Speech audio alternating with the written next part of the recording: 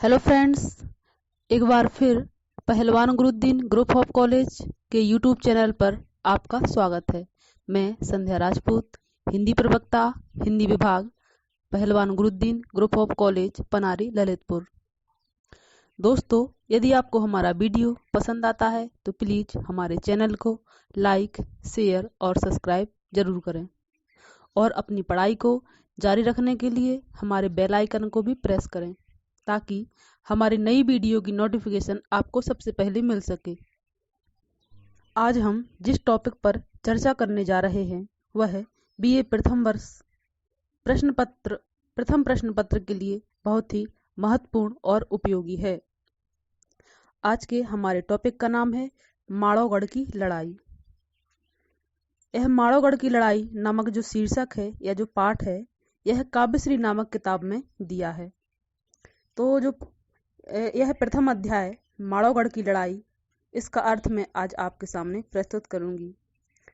तो पहले हम यह जान लेते हैं कि यह माड़ोगढ़ की लड़ाई का टॉपिक किस महाकाव्य से लिया गया है।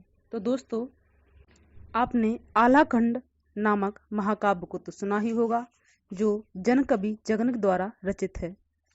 तो आल्हाखंड नामक जो ग्रंथ है उसमें एक टॉपिक है माड़ोगढ़ की लड़ाई। तो माड़ोगढ़ की लड़ाई का सारांश और उनकी कविता का अर्थ आज हम समझेंगे। तो आज माड़ोगढ़ में जो लड़ाई होती है वह किस किस के बीच और क्यों होती है। तो माड़ोगढ़ की लड़ाई कुंवर उदल या उदल सिंह और माहिल ठाकुर के पुत्र और उनके सैनिकों के बीच होती है। तो इसका वर्णन हम शुरू करते हैं। कवि ने सबसे पहले अपनी कविता में लिखा है कि सदा भवानी दाहिने सन्मुख रहूं गणेश, पांच देव रक्षा करें ब्रह्मा विष्णु महेश, ब्रह्मा विष्णु महेश। यानी जब भी कोई कवि अपनी कविता लिखता है तो सबसे पहले अपने इष्ट देव को ध्यान करता है। तो इन्होंने अपने इष्ट को याद करते हुए कहा कि हे सदा भवानी, आप हमेशा सदैव हमारे दाहिने हाथ पर विराजमान रहिए ताकि हमारी लेखनी कभी भी रुक ना पाए। सन्मुख रहूं गणेश और साथ में गणेश भी रहें। पांच देव रक्षा करें ब्रह्मा विष्णु महेश, और ये पांचों देव भवानी गणेश ब्रह्मा और विष्णु महेश, ये पांचों देव हमारी सदैव रक्षा करें। फिर उनका काव्य शुरू होता है। कहा, सुमरन करके नारायण को और धर इष्ट देव को ध्यान, करो पांव लगी गुरु अपने की, जिन मुहि दीनो ज्ञान सिखाए।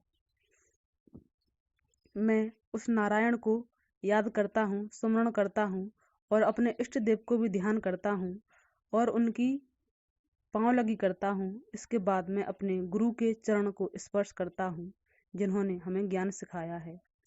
धरती मैया तुम कहाँ सुमरो, तुम ते कोई बड़ो है नाय, तुम्हारी काया तेज उपजे, एक दिन तुम में माँ मिल जाए। हे धरती मैया, तुमको भी हम याद करते हैं क्योंकि तुमसे बड़ा तो कोई है ही नहीं। तुम्हारी काया पर ही सभी उपजे हैं, सबकी उत्पत्ति आपकी काया पर ही हुई है और एक दिन आपकी काया पर ही सब मिल जाएंगे। जोगी दिगंबर का ध्यावत हैं, जिन घर पार्वती सी नार, बंधो ना दिया दरवाजे पर, हुए रहे मगन डटे कैलाश। उस जोगी दिगंबर को भी हम ध्यान करते हैं, याद करते हैं, जिनकी पार्वती सी पत्नी है। बंधो नादिया दरवाजे पर, जिनके दरवाजे पर नादिया बंधा हुआ है और वो कैलाश पर्वत पर मगन होकर डटे रहते हैं। भोला गैया जय गोला के, संकट हरण सको हनक्यार, काली सुमरम कलकत्ता की, मनिया सुमर महोवे क्यार।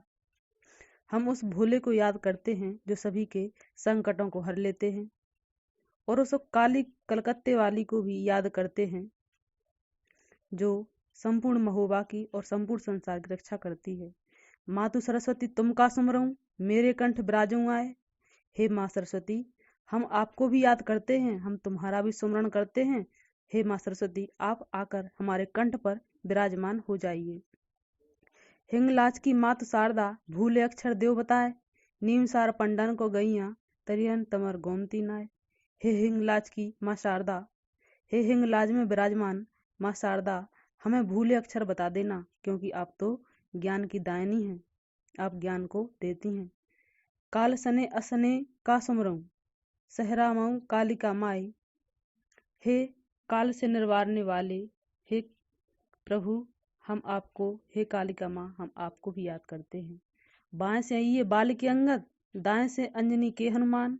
आप बाएं से बाली के पुत्र अंगद के समान आना और दाएं से अंजनी पुत्र हनुमान के समान आना, क्योंकि बाली के पुत्र अंगद जैसा बल और अंजनी के पुत्र हनुमान जैसा बल किसी में नहीं है। इसलिए हे प्रभु, हे माँ, आप बाएं से बाली के अंगद के समान आना और दाहिने से अंजनी के पुत्र हनुमान के समान। भूले बिसरे काम बनाइए, हमारी सभा विराजऊ आए। हमारे समस्त भूले बिसरे कामों को बना देना और हमारी सभा में आ जाइए। यानी यहाँ पर कवि इन सभी देवताओं का, जिनका भी पहले हमने नाम लिया है, इन सभी देवताओं को अपनी सभा में उपस्थित करते हैं और कहते हैं कि सोयसी गांव में आल्हा की, साके सनौ नरेशन क्यार। मैं का बैठा सभा के भीतर, को शोर करुआ ना है। यानी मैं अब सुयसी गाने के लिए जा रहा हूँ, मैं सुयस गाने जा रहा हूँ, मैं कीर्ति गाने जा रहा हूँ आल्हा की। तो आल्हा की कीर्ति गाने के लिए मैं समस्त देवी देवताओं को, अपने इष्टों को, अपने राजाओं को याद करता हूँ और सभी को बुलाता हूँ, मेरी सभा में आ जाइए। और सभी से पहले सचेत कर देता हूँ कि कोई भी इस सभा में शोर नहीं करेगा। कहूँ लड़ाई माड़ोगढ़ की, भैया सुनियो कान लगाए। मैं माड़ोगढ़ की लड़ाई को कहने के लिए जा रहा हूँ, सभी कान लगाकर सुनना। कहीं से बदलो लयो बाप को, आल्हा और उदयचंद राय। सुलखे सुलखे बना फरते, कैसे करो करेंगा राय। कैसे अपने पिता का बदला लिया आला और उदल ने। यानी कैसे बदलो लयो बाप को, यानी किस प्रकार से अपने पिता का बदला आल्हा और उदयचंद राय ने लिया। सुलखे सुलखे बना फरंते, कैसे करो करेंगा राय। गयो अहेतन के गैयत भैया हुओ हते हम नाए। नगर महोबा एक बस्ती यह, जहां पर बसो राजा परमाल। सभी सभा के लोग सुन लीजिए, यहाँ एक नगर महोबा है। नगर महोबा नामक एक बस्ती है जहाँ के राजा परमाल हैं। पारस बटिया यह जिनके घर, लोहा छुअत सोन हुई जाए। ऐसे राजा परमाल हैं जिनके पास पारस नाम की एक बटैया है, जो लोहा को स्पर्श करते ही सोना बन जाता है। ऐसी बटैया राजा परमाल के पास है, जो महोबा में निवास करते हैं। तिन घर नाहर आला उदन, जिन घर जहर जार तरवार। जिनके घर पर आला और ऊदल जैसे महायोद्धा रहते हैं, जिनके हाथों में हमेशा दुष्टों को मारने के लिए तलवार रहती है, ऐसे राजा परमाल के यहाँ आल्हा और ऊदलों का निवास है। अरिहा ठाकुर उदय सिंह यह, कलहा दस राज को लाल। एक समैया के अवसर में बंगला गए उदयचंद राय। अरिहा ठाकुर उदय सिंह यह, कलहा दस राज को लाल। यानी उदय सिंह जो हैं वो कलहा 10 राज के लाल हैं, 10 राज के पुत्र हैं। एक समय ऐसा अवसर आया कि उनके बंगला पर, यानी उनके महल में उदयचंद राय गए, जहां लगी कचहरी परिमालिक की, भारी लाग रहा दरबार। जहां कचहरी लगी हुई थी राजा परमाल के दरबार में, उनके महल में कचहरी लगी हुई थी या सभा लगी हुई थी। भारी लगा रहा दरबार, बहुत भारी, बहुत भयंकर, बहुत अधिक विस्तार में दरबार लगा हुआ था। माथ नाय के करी पैलगी, अये माथे ते दई छुआए। और इस प्रकार से उदय सिंह जब उस सभा में पहुंचते हैं तो उन्होंने अपना माथा नवाकर उनकी पांव लगी की, यानी उनको प्रणाम किया, साष्टांग प्रणाम किया। औ माथे ते दे छुआए, और माथे से छू लिया। अरज गुजारी परमालिक ते जंगल खेलन चह शिकार। इसके बाद राजा परमाल के समक्ष उन्होंने एक अर्जी की, एक गुजारिश की कि हम जंगल में शिकार खेलना चाहत हैं। हंसी खुशी से चंदेले ने अस उदयन ते कही सुनाए। उड़न मछेड़ा रस बेंदुए लय, 5 बांध लेव हथियार। इस प्रकार से राजा परमाल ने हंसी खुशी पूर्वक उस चंदेले ने, क्योंकि राजा परमाल चंदेल वंश के थे, तो उस चंदेले राजा परमार ने हंसी खुशी से बड़ी प्रसन्नता पूर्वक उदल के लिए कहा कि अरे पूछने वाली क्या बात है। अपना उड़न बछेरा नामक घोड़े को लेकर, घोड़े का नाम था उड़न बछेड़ा रस बेंदुआ, अपने उस उड़न बछेड़ा रसबेंदियों को ले जाओ और साथ में 5 हथियार भी ले जाओ। मनहु तुम्हारे जई दिस आवे, जंगल खेलम जा सकाय। तुम्हारा मन जहाँ जाए तुम उस दिशा में जाओ। जंगल में शिकार खेलने के लिए जहाँ तुम चाहो बेशक तुम वहां जा सकते हो। घोड़ा बेंदुआ को सजवायो, तहीं पर फांद भय असरार। 4 घड़ी के फिर अरसामा पहुंचे जंगल दे दरम्यान। घोड़ा बेंदुआ को सजवाया, जिस घोड़े से वो जा रहे थे, उस रस बेंदुए से जिस जा रहे थे, उस घोड़े को बहुत सजवाया।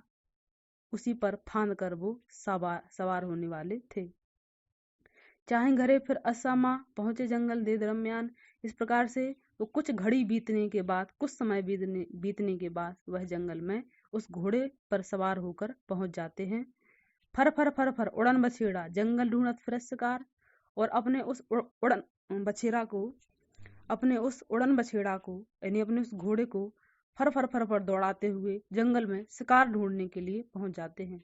दोस्तों, इस जंगल में शिकार खेलने के लिए वो जाते हैं तो क्या होता है, यह बात जानने के लिए हम इसके बाद की नेक्स्ट वीडियो को जरूर देखें। यदि यह हमारा वीडियो पसंद आए तो प्लीज चैनल को लाइक